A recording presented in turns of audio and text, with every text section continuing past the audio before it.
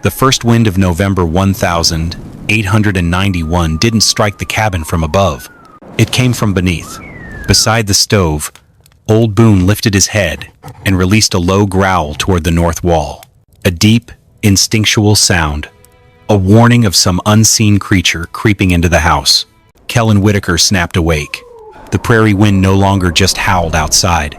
Now it moved beneath the floorboards, a sharp, invisible current, thin and cold as a creek in January. He slipped from the bed, knelt, and pressed his bare palm against a seam in the floor. The wood felt as cold as metal. Near the stove, Caleb slept curled tight beneath his wool blankets. Beside him, Miriam's eyes remained shut, but one hand rested unconsciously across her swelling belly, shielding the unborn child even in her sleep. Kellen stood and looked out the window. In the pale moonlight, the unfinished ring of stone around the wooden walls stood like a bizarre, desolate structure out on the open prairie. It was only half completed. In that moment, he understood one thing with absolute clarity. If winter arrived before that stone wall was finished, the child in Miriam's belly might never live to see the spring. The race was no longer against the rock and mortar. It was the heavy toll exacted for a rushed mistake in the past. The Whitaker cabin had been built fast after the drought year. Too fast. The cottonwood logs had shrunk before the first real winter even ended. Wind found the gaps easily. Snow pushed beneath the walls in thin white lines that melted across the floorboards by day and froze hard again after dark. Last January, ice formed beside the bed itself. The stove burned nearly every hour of the night, yet the warmth vanished as quickly as it came, like water thrown onto dry stone. Then came the night the chimney failed. A hard downdraft shoved smoke back into the cabin, so fast the lantern disappeared behind gray haze. Miriam doubled over coughing in the dark, while Caleb cried for air. Kellen dragged the door open against the storm. Snow exploded inside. White powder raced across the floor with the wind. After that night, he stopped blaming the cold alone. He started watching the way air moved. To break those invisible currents, he turned to the heaviest, most unforgiving materials he could find. It was a choice that soon drew the stares of the entire valley. By September of 1891, people in Black Elk Basin had started slowing their horses whenever they passed the Whitaker place. Not because the cabin looked impressive, because it looked wrong. Every few days, Kellen Whitaker appeared along the dry wash south of the basin, dragging another sled load of black basalt toward the ridge. The rocks were heavy enough to leave deep scars through the prairie grass behind him. Some pieces were smooth from old floodwater. Others came from broken shale shelves higher up the slope.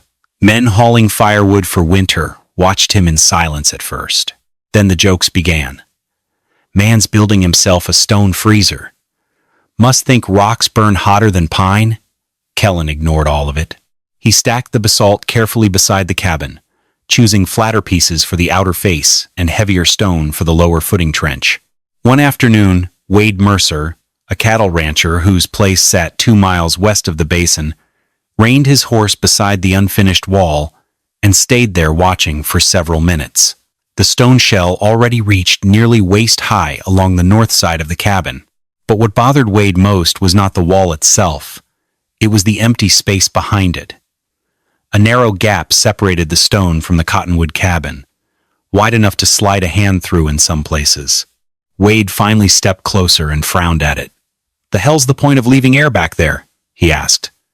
Kellen kept working mortar into a seam without looking up.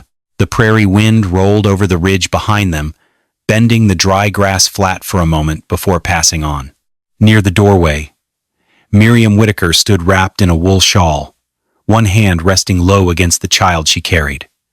Wade looked from the unfinished wall to her face. The confusion in his expression faded slowly into something heavier. Concern. Wade Mercer finally swung down from his saddle and walked toward the wall with the slow caution of a man inspecting something unstable. He pressed his glove against one of the basalt stones. Even under the weak autumn sun, the rock already felt cold. "That thing's gonna hold winter. Like a cellar," he said. Kellen kept working quietly. Mortar coated both hands nearly to the wrists. He set another flat piece of shale into place and pressed it down carefully with the handle of his trowel. Wade motioned toward the narrow cavity behind the wall. Snow gets in there, moisture freezes, and this whole shell turned into a dead cold pocket. He shook his head once. You wrap stone around wood. You're building a coffin, not a house. The words carried no cruelty, only certainty. Wade had survived 20 winters in Montana territory by trusting what could be seen plainly. Thick timber, sod banks, low roofs, dry fuel. Those things made sense. This did not. I got boys could help you bank the foundation proper before first freeze, he continued. Sod and manure hold heat better than rock ever will. Near the doorway, Caleb crouched beside the basalt pile, stacking smaller stones into crooked little towers while Boone watched from the porch. For a moment, Wade looked at the child, then toward Miriam, standing behind him beneath her shawl. The concern in his eyes deepened. Kellen finally spoke without looking up. The cold ain't what gets inside first. Wade frowned slightly, waiting. The prairie wind swept over the ridge again, rattling dry grass against the lower stones. Kellen lifted another piece of shale from the sled. The wind carries it. Years earlier, before Black Elk Basin and before the cabin on the ridge, Kellen Whitaker had worked the Idaho Silver camps as a labor hand for Gideon Pike, an old Cornish stonemason known for building smoke sheds that stayed dry through mountain winters. Gideon never explained things the way schoolmen did. He taught with weather. On bitter evenings, he would make young workers stand outside the sheds and hold their hands near different wall seams until they could feel where warmth disappeared fastest. Not where the air felt coldest, where it moved. One winter night, he brought Kellen into a small root storage hut built against a granite slope high above the camps. Outside, mountain winds screamed through the pass hard enough to shake loose snow from the roof beams. The sound carried through the darkness like steel, tearing apart. Inside, almost nothing moved. Gideon lit a candle and placed it beside the inner wall. The flame stayed perfectly still, not even a tremble. Heat survives where air dies, the old stonemason said quietly. He showed Kellen the thick outer stone shell first, then the narrow cavity behind it, then the vent gaps hidden low beneath the footing and high beneath the roofline. Wind pressure hits the outer wall, he explained. Dead air holds what stays behind. The stone itself gathered weak sunlight during the day and released it slowly after dark. But the real protection came from stillness. Air trapped without movement. Air unable to carry heat away. Then Gideon knelt beside one lower vent and scraped moisture from the seam with his thumb. Trap wet inside these walls, he warned, and winter turns the whole thing against you. Kellen never forgot that part. Not even once. The wall around the Whitaker cabin was never meant to be solid. That was the part nobody understood. Kellen dug a drainage trench nearly 1.5 feet deep around the north and west sides first. He filled the bottom with coarse gravel hauled up from the creek bed before placing the heavier basalt footing stones above it. Lower along the outer edge, he built a short, angled skirt of rock meant to break drifting snow before it packed against the foundation. Nothing about the work happened quickly. Every few feet, he left narrow vent gaps hidden low between the stones. Others sat higher beneath the roofline, staggered carefully so wind could not blow straight through the cavity. One afternoon, Caleb watched him leave another opening between two shale pieces and frowned. I thought the wind's what you're stopping. Kellen tamped mortar into a seam with the side of his trowel. It is. Then why leave holes? The question hung there a moment, beneath the steady prairie breeze moving over the ridge. Kellen finally looked toward the narrow cavity between the cabin and the stone shell. Because trapped wet kills slower than cold, he said. Near the doorway, Miriam paused her sewing without realizing it. She had been patching together small pieces of worn wool from one of Kellen's old winter shirts. Cloth meant for the child that had not yet been born. For several seconds, she simply watched her husband work. The stone wall rose slowly around the cabin, not tight, not sealed. Breathing. That night, the temperature dropped below freezing for the first time that season. Boone circled twice beside the stove, then settled near Caleb's blankets. But even now, The old dog still refused to sleep beside the north wall. The first hard freeze arrived early in October. By dawn, thin frost had formed along the lower north seam inside the cavity wall. Kellen noticed it immediately. Moisture had gathered there overnight and failed to clear fast enough through the lower vents. If deeper freezes came before the seam dried properly, expanding ice would begin cracking the mortar from within. Worse than that, the damp stone could start carrying cold straight toward the cabin wall itself. A cold bridge. He tore part of the section apart before breakfast. Chunks of half-frozen mortar hit the gravel trench below while pale steam rose from the exposed seam into the morning air. Wade Mercer happened to ride past, just as Kellen drove a chisel into another fresh section. The rancher watched silently for a moment before shaking his head. "Told you," he said. "Stone sweats colder than wood." For once the wall looked less like a plan and more like a mistake, but Kellen never answered him. He widened the lower drainage slit instead. Then he mixed a heavier lime blend into the next batch of mortar and rebuilt the section from the footing upward. By afternoon, thin snow had begun settling lightly across the gravel trench. Kellen stood staring at the repaired seam for a long time without moving. 2 days later, Evelyn Rourke arrived with the weekly mail, wrapped inside a leather satchel dusted white with trail frost. She studied the unfinished north wall for a long time before speaking. Most people asked Kellen why he was building with stone. Evelyn asked something else entirely. "You ain't building for warmth," she said quietly. "You're building for stillness." Kellen looked at her then. Really looked at her. It was the first time anyone had understood the difference. Near the west wall, Caleb coaxed Boone onto an old blanket beside the newly finished stone section.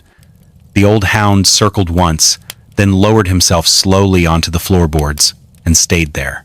Miriam noticed it before anyone else. Her eyes moved from the sleeping dog to the wall beside him. Then, without realizing it, her hands slipped away from her stomach for the first time in weeks. The first week of November arrived with a bitter wind that did not seem to care about the labor behind the cabin's walls. The stone shell was complete, not beautiful, not perfectly aligned. Some sections remained rough, jagged from Kellen's insistence on thickness over appearance. Every slab of basalt and shale had been placed with purpose, yet the structure looked more like a barricade than a home. The prairie itself shifted. Birds vanished from the ridge. The air thickened. Boone began pacing the cabin perimeter in cautious circles. Even the antelope lowered their heads as they slipped down into the distant ravine, sensing the coming storm. Kellen walked the perimeter, checking vent openings, the drainage trench, and the chimney draw. Each measurement and observation confirmed that the system was ready or as ready as it could be. Yet the silence carried weight. The world outside felt heavy, as if holding its breath. That night, Kellen slept in short bursts, waking to the scrape of gravel outside, the whisper of wind bending through the ridge, and Boone's low growl echoing the tension he felt but could not articulate. Nature had noticed the cabin, not in fury, yet not with leniency either. It had circled, examined, and decided it was time to test. From the porch, under a sky gray and dense, Kellen looked back at the half-finished mortar seams, the jagged stone edges catching faint moonlight, and understood fully the race about to begin. Every motion of wind, every rustle of dry grass seemed magnified. The storm was patient, calculating, and unstoppable. All that remained was to see if the shell he had built could survive its judgment. The first real blizzard arrived faster than anyone in the basin expected. It did not build slowly. It did not waver. It struck like an invisible wall, plunging from the north, crashing against the ridge with a force that shook loose prairie grass for hundreds of yards. Kellen Whitaker moved quickly. He dragged water barrels into the cabin. He wrapped cloth around the doors. He covered the woodpile with heavy canvas. Every motion precise, every action calculated. Then the storm hit full. The first sound was not the wind. It was the rasp of countless snow grains scrabbling across the surface of the stone shell, like thousands of fingernails scraping the rock. Caleb jolted awake, his eyes wide. Boone sprang up beside the stove, growling toward the chimney as if warning Kellen about what was coming. Within a minute, a downdraft pushed the first plume of smoke back down the chimney. Not as strong as last winter, not enough to choke the cabin, but enough to confirm one thing to Kellen. Nature had found the first weakness to test. He glanced at the chimney. The lamp flame trembled faintly, but held steady. He glanced at the northern stone wall. Snow pressed against it like a living thing. Miriam drew Caleb close, wrapping him in her arms, her eyes flicking toward the doorway, then back at the fire. Kellen understood. This was only the beginning. The battle had started in earnest, and the cabin he had built would be judged in every inch of air, every seam of stone, every vent that carried warmth through the hollow cavity behind the walls. Near midnight, Kellen noticed the lower north vent beginning to disappear beneath packed, drifting snow. That frightened him more than the wind itself. If the airflow beneath the cavity died completely, moisture would stop escaping. The lower seams would freeze solid, and once enough cold bridged through the damp stone, the entire wall system could begin pulling heat inward instead of holding it back. He grabbed his coat and the iron pry bar beside the door. The moment he stepped outside, the storm hit him sideways. Visibility vanished almost completely. White powder swarmed through the darkness hard enough to sting exposed skin like shattered glass. Boone howled once from inside the cabin, but refused to follow him into the blizzard. Kellen forced his way along the north wall, one hand at a time. Snow had already crusted over the lower vent opening. He dropped to one knee and drove the pry bar into the ice buildup. Frozen chunks broke loose and vanished instantly beneath the drifting snow. Another gust slammed into him so violently it threw his shoulder against the stone shell. And there in the middle of the whiteout, he realized something important. The cabin behind the wall was no longer shaking. The wind was striking stone now. Not wood, not seams, not floorboards. The shell was taking the full force of the storm. Kellen widened the lower vent nearly 2 inches more, then wedged an angled shale plate beside the opening to divert loose powder away from the airflow channel. By the time he fought his way back inside, his coat was white with ice. He said almost nothing. He only placed one hand against the north wall. Then he looked at the lamp beside the stove. The flame stood straighter than before. By the middle of the second night, Caleb woke for reasons he could not explain at first. He lay still beneath the blankets, listening to the storm. Then he realized what was missing. The little tin cup hanging beside the stove no longer rattled against the nail in the wall. Last winter it had clicked and trembled through nearly every hard wind. The entire cabin used to shiver when the prairie storms struck the ridge. Floorboards vibrated. Wall seams hissed. Even the bed frame creaked softly during the worst gusts. Now the sound was gone. Boone slept stretched beside the west wall with his nose tucked beneath his tail. He no longer avoided the north side of the cabin. Near dawn, Miriam carefully pulled one wool blanket away from Caleb's legs. A small movement, almost unconscious, but she had never dared do that during the previous winter. Kellen checked the indoor woodpile shortly afterward and stood there quietly, counting what remained. They had burned far less fuel than he expected for a storm this violent. Still, he refused to trust the victory too soon. During another inspection outside the cavity, he found a thin crack beginning to form along one lower mortar seam near the drainage skirt. Freeze-thaw pressure. Small, manageable, but real. The storm had not stopped testing the wall. When Kellen returned inside, Boone barely lifted his head from sleep, and sometime before sunrise, Miriam drifted off in the rocking chair without one hand resting protectively across her stomach. The third day of the blizzard buried Black Elk Basin beneath a world of moving white. Outside the cabin, wind screamed across the ridge hard enough to send fresh drifts curling halfway up the lower stone vents. Snow scraped continuously across the shell in long, dry waves. Inside, the cabin felt strangely distant from the storm. Not silent, but separated from it. Caleb sat cross-legged near the stove, carving shapes into scraps of pine with a dull pocket knife, while Boone slept nearby, rising only now and then to shift closer toward the warmth. The oil lamp burned with a steady, narrow flame. No trembling, no sudden draft. Even their breathing looked different. The air inside no longer carried thick clouds of frost, with every word an exhale. Kellen sat near the table repairing a cracked harness strap beneath the lamp glow. Across from him, Miriam worked quietly with a needle and thread, cutting pieces from one of Kellen's worn winter coats to sew a small shirt for the baby. Neither of them spoke much. There was no dramatic moment when the cabin suddenly became warm. That was not what changed. The difference was simpler than that. The heat stayed where it was made. The stove no longer fought the entire prairie by itself. The walls were no longer bleeding warmth into the wind. The cabin had finally stopped surrendering every ounce of heat the moment it was born. Kellen looked up once from the harness leather and watched Miriam sewing beside the steady lamp while the blizzard roared beyond the stone shell. And for the first time since building the cabin on the ridge, he understood something deeply enough to feel it. The house was protecting them now, not merely holding them inside it. On the fourth morning, the storm stopped so suddenly the silence felt unnatural. Kellen had to drive his shoulder against the door before it finally broke through the drift packed outside.